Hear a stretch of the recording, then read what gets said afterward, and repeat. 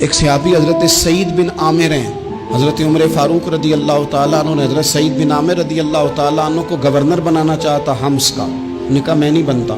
فرمایا مجھے تم لوگوں نے بنا دیا ہے، خود گورنریاں بھی قبول نہیں کرتے. چلے گئے حضرت سعید بن عامر، گورنر بن گئے، صوبے کے گورنر.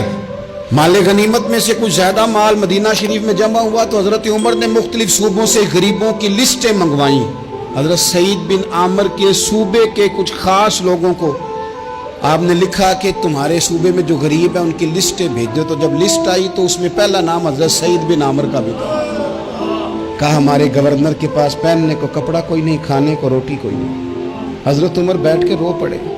فرمایا تمہارا گورنر بھی مسکین ہے. اشرفیوں کی ایک تھیلی بھر کے حضرت عمر نے بھیجی.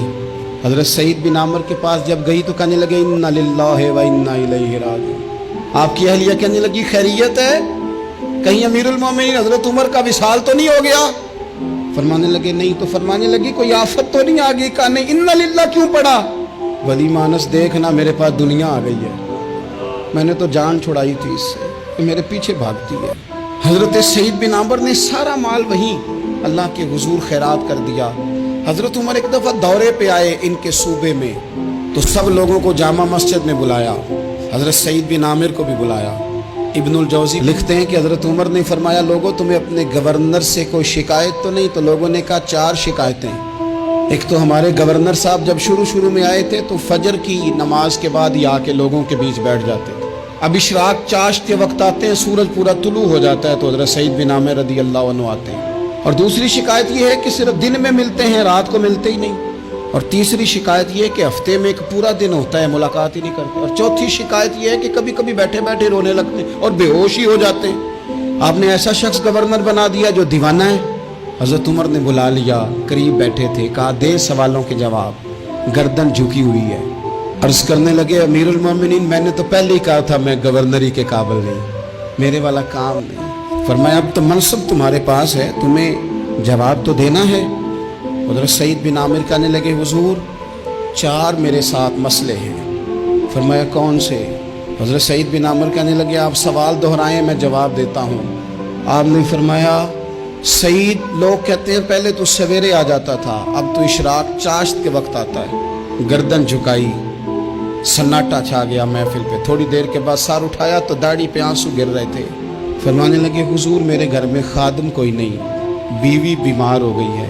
میں نہ سویرے اٹھتا ہوں، آٹا گوندتا ہوں، روٹیاں پکاتا ہوں، گھر میں جھاڑو دیتا ہوں، باہر آنے میں دیر ہو جاتی. پہلے جواب پر ہی لوگ رونے لگے، آنسو نکلنے لگے.